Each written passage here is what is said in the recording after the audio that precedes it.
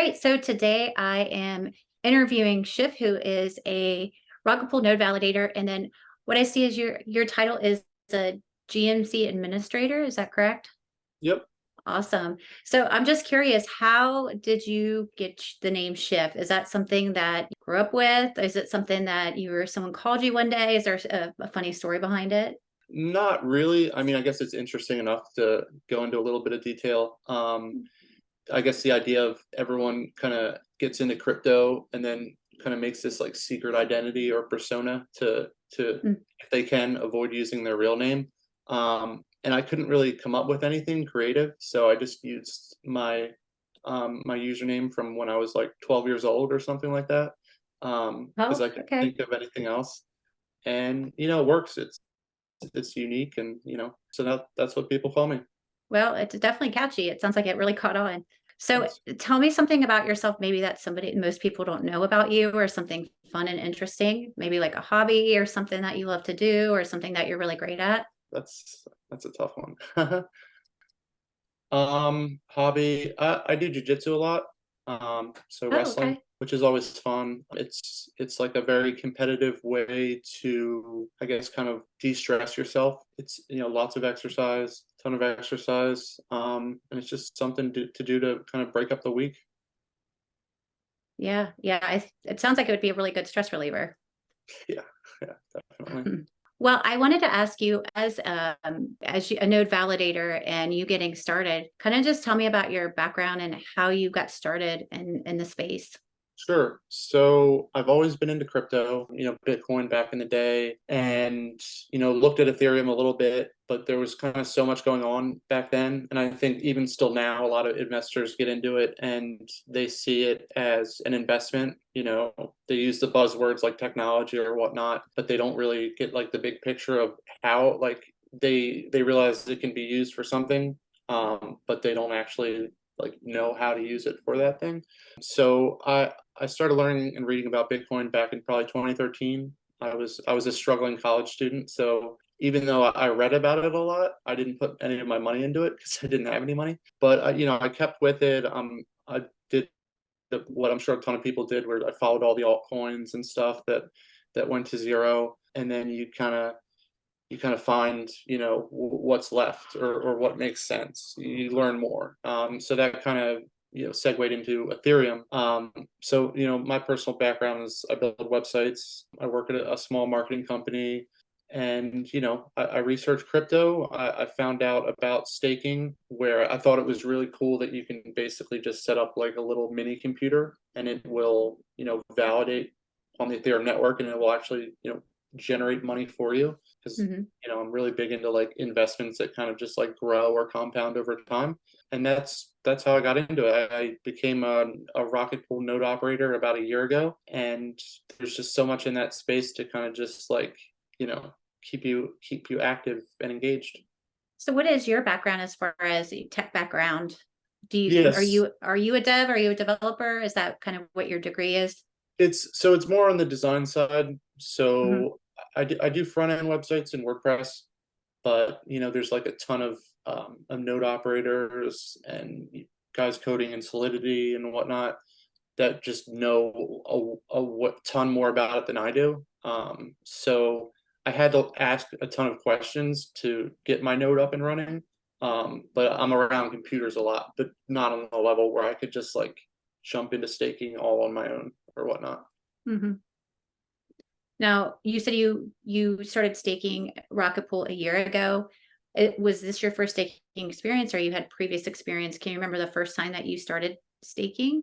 Yeah, so this was the first time. I'm sure, like, I guess you could classify buying like a liquidity staking token as staking, but actually like becoming a node operator. This was the first instance about a year ago. Okay. So I have a lot of questions that I was thinking in my head as I'm kind of venturing to learn and educate myself to become a node validator in the future. So I have a list of questions. If okay with you, I'd like to play this game called Ask the Node Validator. Yeah. Okay. And if you can do it in a couple sentences, fine. If not, then we can kind of just have a conversation. I'll just kind of shuffle them up here. We can just do a few. and we'll see where it goes. Okay, Sure. are you ready? Yep. All right, so I'm going to randomly pick one. All right. All right. So, do you participate in any node validator communities or forums to exchange knowledge and experience with other validators? Please share. Yes, the Rocketpool Discord, tons of people in there. Rocketpool has about 3,000 node operators. Not all of them are in there, but there's a ton. So the conversation never dies. Yeah, so my understanding is a lot of the information and the community collaboration is in Discord mainly. Is there any other communities or forums that you recommend to kind of stay up to date? Yeah, so if you want to get more professional with it, I'm sure a lot of DAOs have their own forum. Rocketpool has DAO.rocketpool.net. So you can go there to see like major updates when it comes to like passing a new proposal, or treasury updates, or just like I guess suggestions to the community. Hey, do you think we should do this with the tokenomics, or what should we do something at this conference or whatnot? So it's pretty professional there, and it's a lot more I guess like detailed. Whereas the Discord, there's support channels, there's conversation channels, and really deep conversations can happen there too. But you could go Mhm. in and say like, hey, what video games are you guys playing now? And get Okay. some lively conversations. So Is that something you have to be invited to, or is it anyone can go in there and ask a question in the community? anyone can join. It's moderated pretty well, and by that I mean, Hmm. you can join, but I'm sure there's a lot of discords where there's like scammers, or robot. There's a ton of robots. There was, I remember 2 or 3 days where they were like clearly robots coming in and saying, oh, when token, I heard this token's great, or blah blah blah. And we Okay. know it's like that's, you're not a human. Um, but yeah, anyone can join, and then it cuts out a lot of the filter you see in other crypto communities, because a lot of crypto is just like trading meme coins, Doge or whatnot. So that the conversations aren't as I guess valuable. So, Okay. but So you're long answer to saying your question. ghosts? No, no, no, no. So you're saying if they have a DAO, go straight to that because you're going to get more accurate information, and then Discord Yeah, I would say if you want is to probably read the two best. Yeah, I'd say if you want to read like intellectual articles or just like governance stuff, go to the DAO forum. But if you want to just like Mhm. pop in and ask a question about like, how staking works, whether it be on the Ethereum level or the Rocketpool level, definitely check out the Discord. Okay. All right. So how do you ensure the security and reliability of your node infrastructure? And what security measures do you have in place to protect against potential attacks? Cool, great question. So the way Rocketpool works is your node is like it's a live computer. It's on the Ethereum network. It's validating, and then it's set up so you enter a withdrawal address. So the safest procedures are to have a hardware wallet that's cold. It's not connected to the internet. It's safe.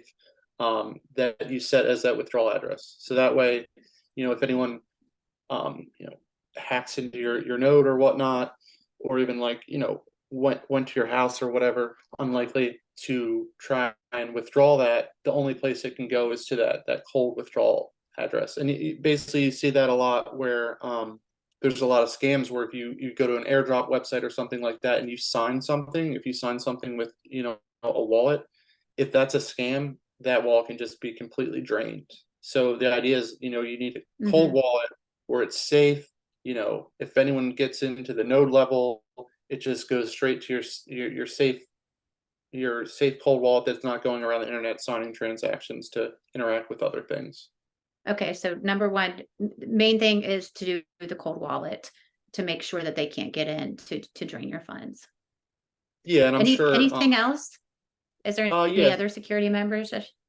sure. So, and I guess it might depend on, because I don't know too much about the difference between like solo staking and Rocketpool, but obviously there's some things, security things you want to set up on your network where it comes to like port forwarding. You want to set up like an SSH, so only like secure connections can be made. I personally SSH in from my computer I'm on now to the node. That way, whenever I need to do something new, like run updates or something like that, I don't have to go to the actual little box and do it on there. I can do it from another machine. And I would say those are the main things, not to just so we don't get into Okay. weeds or anything. Yeah, yeah. Okay. Have you faced issues with governance proposals or voting as a node validator? Well, and also the GMC administrator. How do you approach decision making in the governance process? I guess is that question to me as like a user deciding on what to vote on? Yeah, yeah. So Okay. yeah, so if you were the user, how would you approach decision making in that process? Cool, great question. So what ends up happening is when the votes are ready, they go to like a voting website. So you connect your wallet. Based on how much RPL you have staked, you have that much voting power. So if you have a huge stake, you have more voting power than someone who's staking less. And that final stage, it's 2 weeks of voting, but there was a ton of conversation that went on before that. Sometimes it starts on the Discord, and then people gain enough ideas. It goes over to that DAO forum that we talked about, where the articles might be a little more articulated, a little more professional. So there's that gauging of community sentiment, and then a formalized RPIP or I forget the acronym, request for or Rocketpool improvement proposal is drafted, where you can actually read the exact things that vote would pass. So there's a lot of reading, there's a lot of research to do. You can look to other community members. If you're someone who's really busy, you can delegate your voting power to someone else in the community that you trust to make Oh, decisions really? for you. Hmm. So if you know someone and you're like, oh, I always agree with this guy, but it's like I can't keep up with all these things, you can delegate to them, but you can also still at any point vote, right? So it's like, oh, I know a lot about this, I'm going to vote now, and then it's like if you don't vote the next time, that person's vote, he or they can use your voting power, to kind of pass what they believe in during that vote or that period. Got it. So the the more you're staking, the more decision power you have. So can there be a combined, like say two combined people come together with their stakes to make that decision to overpower somebody that has more? So it's the formula is quadratic voting. There's a component Okay. there to prevent Sybil attacks, which means Hmm. instead of like if I had 101 RPL and then you and another person had 50 RPL, even though your combined total is 100, it would be more than mine. Because the idea is to like kind of, I guess it's part of its decentralization is it there shouldn't be one entity that can kind of just like wipe Right. out the That's what I entire was voting. thinking. Right. Um, Okay. yeah, That so makes sense. Makes sense. All right. Good response. How do you stay informed about updates and changes in the blockchain protocol? We'll say Rocketpool protocol that you're validating. sure. So there's an amazing YouTube channel by a guy who's actually funded by the GMC, the Grants and Management Committee, for his work. Hmm. Every weekday, he posts a video ranging from 20 minutes to an hour of what's going on in the Rocketpool community, and you'd be surprised because it's one protocol, but there's enough content on there to power 20 to an hour a day, and that's aside from like if there's a huge Ethereum thing, it'll go in there. Hmm. But if he Hmm. tried to include all of our competitors, whether it's Lido or Stater or whatnot, there just wouldn't be enough time in the day. So I go there. It's called Rocket Fuel, and the cool thing that the guy did was he created a channel with this community, I guess, event or organization where people will actually post articles of relevant things that happen in the community because the guy was doing it Hmm. himself, but things were going on all the time. So what Okay. I'll do is if I don't have time to watch it, I'll just head over to that channel, and like anyone can participate too. I'll post submissions, and I'll just read through what the most relevant points were. So like for example, if there's like a huge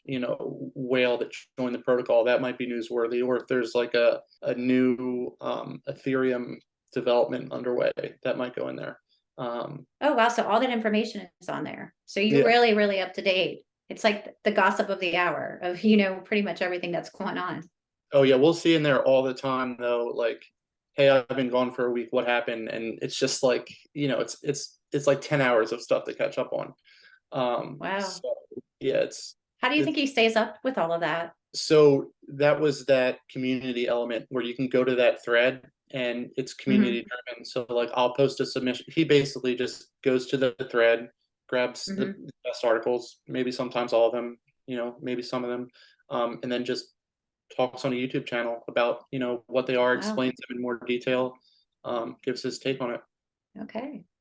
And what's the name of you said it's Rocket Fuel, right? Rocket Fuel, yeah, FUEL. Okay. All right. I will catch that. All right, next question. How do you oh wait a minute. I already asked that. What do you believe sets a successful node validator apart from others in the industry? Oh, I feel like this is a hard one.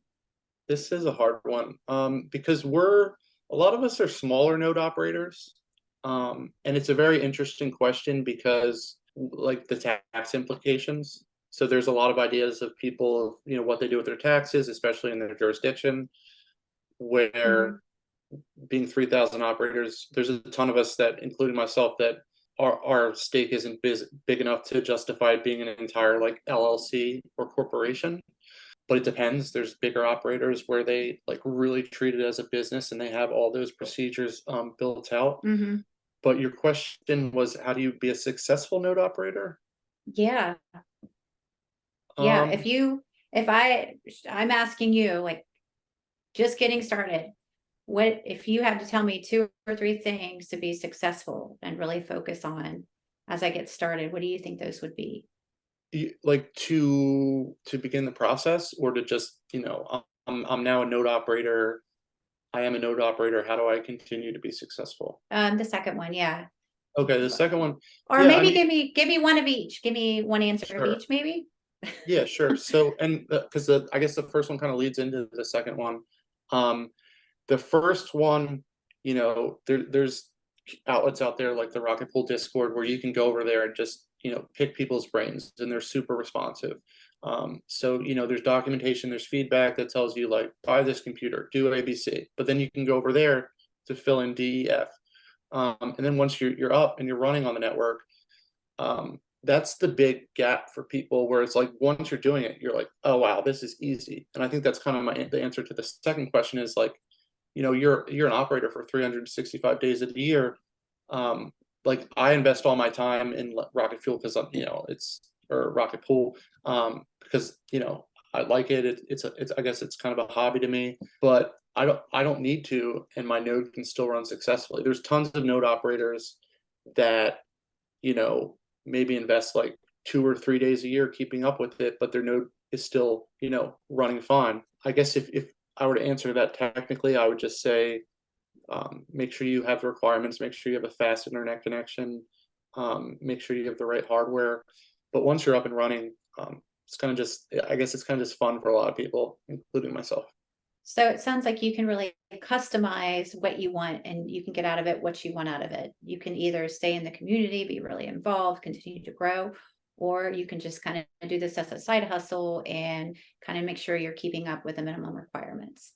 Does that sound right? Yeah, exactly. And there's tools built too, whereas because I'm sure people are like, oh, what happens if I go offline? There's so many tools or Hmm. features that are built where, I guess stepping back a bit, if you go offline, a lot of times it's not that big of a deal. It's like just jump back online and you'll make up the cost of when you're offline. But there's so many tools where they help you. You can connect to somewhere else, so that way, if your computer blows up, for Rocketpool it's called the rescue node. So you can just connect to another node hosted by someone else. You immediately start making attestations again. You immediately start, generating Ethereum again. Go out to Best buy a new computer, take a week to set it up, Hmm. reconnect back to your node, and then you're fine. So yeah, in terms of like the actual risks or things that can go wrong once you're a node, I think you should be more worried about Ethereum in general. If Ethereum something goes wrong where Ethereum gets hacked, but I think most people, including myself, think that that's very low likelihood. So yeah. Okay. All right. I got a few more here. Let's see. This is kind of a personal one, but you can say whatever. As a node validator, how do you balance your role with other commitments and responsibilities? I mean, I guess it's kind of like when it's a hobby, it's kind of just choose when to invest the time, I guess. Yeah. I invest a ton of time just because part of it's my personality, part of it's how much I like, running a node Rocketpool. But if I have a lot of stuff to do that week, kind of like what we just talked about, I could forget about Rocketpool for a week. Maybe not as like the GMC admin, but node operators can forget about Rocketpool for a week or 2 weeks or a month, come back to it, check out the Rocket Fuel channel and say, oh, this is what happened. And then, they're good. So yeah. Okay.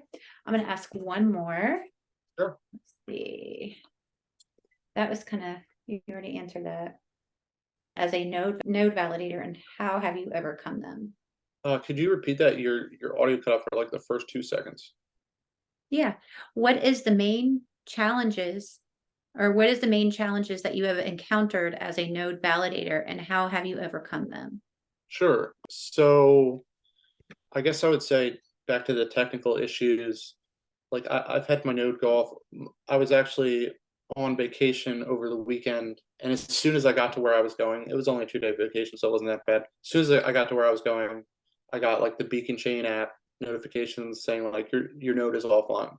So a big storm came through, knocked out my power enough to, I guess, Oh shut off my no. node for long enough for it to actually be shut off. So I'm getting the notifications and I'm like, oh, that sucks. But also, like, if it were just me, I might just like go home and fix it. But my wife and kid are there, so it's like, all right, I'm just gonna Yeah. have to suck it up, fix it 2 days from now. So, and then a lot of times, if you run into that issue, I guess I would say there's maybe been 2 or 3 times where something went wrong. Another issue could be like there's like a conflict with an update between the clients or something like that, where something breaks or there's a hardware issue. So what I did was I just asked other people, like they'll tell you too, because there's the command line where you can kind of like diagnose and stuff like that. But as a node operator, you don't need to know all that stuff. Like I know very basic command line, and I'll go into the Rocketpool Discord, the support channel, and I'll say like, hey, like what's going on, and they'll tell me, hey, enter this command. What does that say? And then I'll just troubleshoot with them until I fix it. Is that a good answer? Oh, absolutely. Absolutely. So downtime is reading everything, that was kind of my fear. Like downtime, I travel a lot. I'm like, what would I do? Because I would be the one that's freaking out the whole time. Like, where's my downtime? But at the same time, like you were saying, it doesn't sound like, once you're up and running, if it's a short period of time, it really doesn't make a difference. And so I guess not freaking out about it and having that plan B is good. And then also, I like the idea that, you can just go in the Discord forum and really just problem solve it within the community. So that's pretty cool. Yeah, yeah, absolutely. So I want to veer and kind of talk about Rocketpool now, because we didn't get to talk about that at the beginning. Can you kind of just briefly give me your overview, your like general overview of Rocketpool and what you really like about Rocketpool? Sure. So Rocketpool is it's an Ethereum protocol. It allows you to stake Ethereum and be a node operator with a lower bond. For standard solo staking, you need 32 ETH to run a node or run a validator. With Rocketpool, as of April, you can stake with 8 ETH plus 2.4 ETH. So you have a set amount of ETH, and then you need a set amount for collateral. The collateral acts in case like you do something wrong. Basically, that's where that that money or that collateral comes from. So how it works is you create RETH, which is the token for Rocketpool, or it's the liquidity staking token for Rocketpool. There's the RPL token that acts as collateral.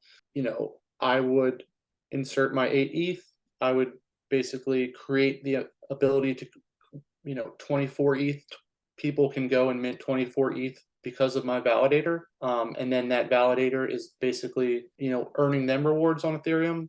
And then I'm collecting a commission for those rewards. Right now it's 15%.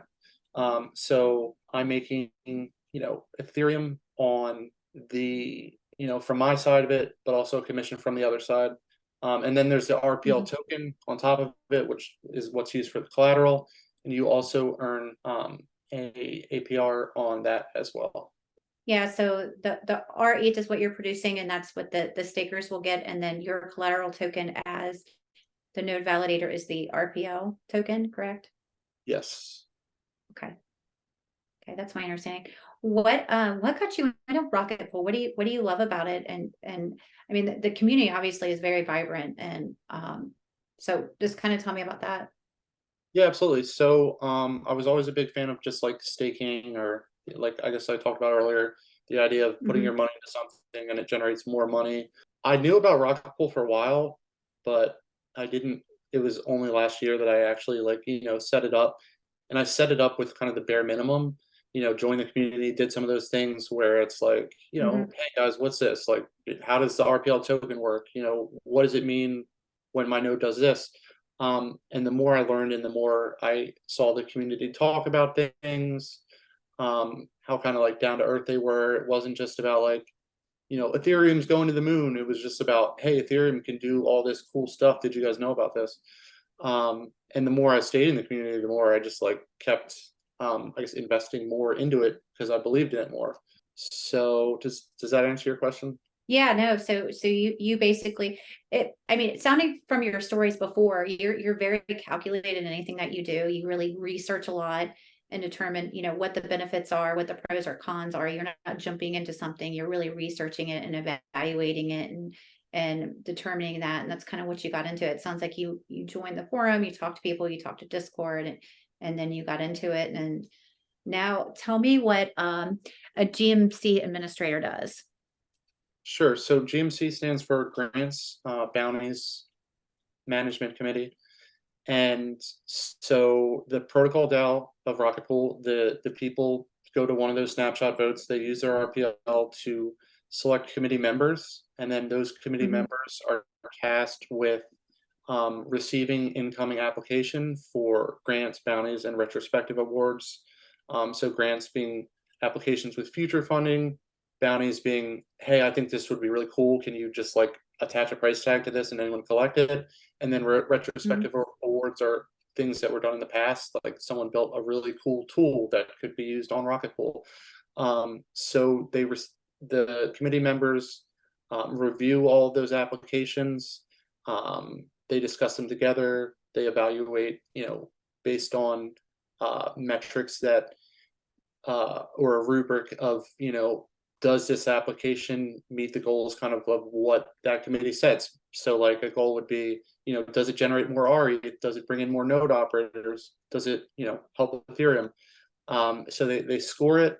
They make a decision on whether or not to fund that product. And then they announce it to the community. So an example would be the Rocket Fuel, that YouTube channel I talked about. The guy just started doing it for free, right? And I think that's how Rocketpool kind of started, because the GMC, the committee, didn't exist at first. It was created, and then a ton of people were like, "Hey, well, I built this. Could I have this much money for it?" Right. So then the committee will be like, either yes, that budget looks great, or this is what we think the budget should be.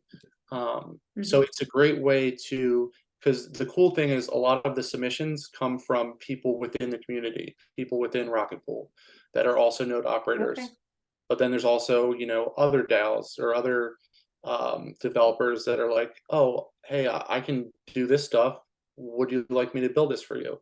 So it's a great way to just like take money and just make Rocketpool, make the protocol better.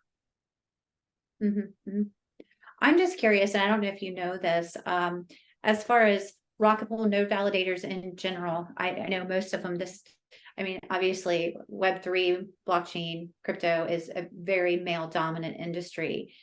Do you know if there's a female following for Rocketpool? So there is actually, it's funny you say that. We just had a committee member get replaced to, well, they basically they didn't have the time anymore, personal reasons. The person Mhm, that replaced them was a woman, which is really cool. And then I guess mhm. with the Discord, a lot of us don't know each other's genders. We've met Right. in real life. I've met like a ton of people at Ethereum events, and there wasn't Mhm, too many women that showed up. So I mhm. would say, based on my anecdotes of what I saw, there's a ton of men in the industry. Um, but I've seen women in other DAOs. But in terms of Rocketpool itself, there's a woman in the committee, which is awesome. Great Oh, that representation. is, that's really cool. Um, Yeah, yeah. but yeah, it's hard to say based on all the other people because a lot of them are anonymous. Mhm, mhm. I think it's been difficult for me, trying to like pick pieces from all different spaces from learning as a non-technical, non-traditional person that's trying to learn node validation, staking, the concepts of staking, and then learning the hardware and everything else, and figuring out how to get your node validator set up, and then figuring out the software is a lot. Yeah. So I'm just curious of, how many have went through this, and what resources that they've used to kind of accomplish what they need to get done. So can you rephrase the question there? Yeah, I was just wondering if you have had experience with anyone kind of in my situation that's trying to learn to be a node validator, and has kind of come up short with some of the education that's out there. Discord, I think you said it was really good, but sometimes you need visual stuff. You need other ways to learn. So I guess, is there any suggestions from you on the best place to learn, or the best place to get information? Rocketpool also, but then you also have the hardware and the software, and other aspects that make you a successful node validator. Yeah, so I would say, Any advice or tips from you? yeah, sure. So I would say, read through the documentation. And I'm the same way where it's like if I'm reading a page for too long, especially if it's like detailed instructions, my brain just starts to jump Mhm. around. And as I was Yeah. doing it, I would kind of just like go out of order because you know, Yeah. uh, but there are learning tools being funded by the GMC for like Rocket Mhm. Pool University, it's called, where someone's building like a tutorial course of how to set up a node. Um, Okay. but most people right now just they go to the docs, they read them, and then they head over to Discord and ask questions.